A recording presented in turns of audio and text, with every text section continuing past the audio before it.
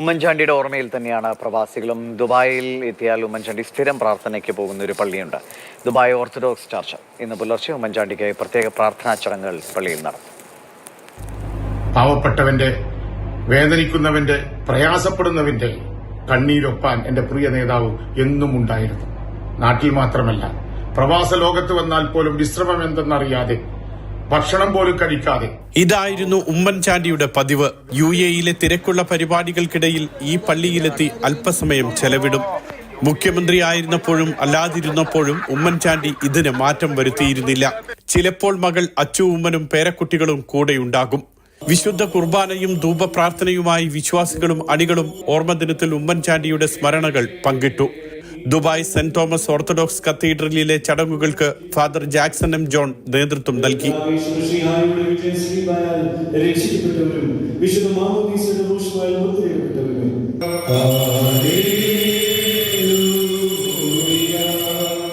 Sharjah Indian association ഹാളിൽ നടന്ന ഉമ്മൻചാണ്ടി അനുസ്മരണ പരിപാടികൾക്ക് ഫാദർ ലിബിൻ എബ്രഹാം നേതൃത്വം നൽകി.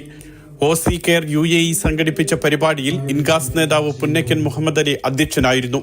തന്റെ പ്രവർത്തന മണ്ഡലത്തില് അദ്ദേഹം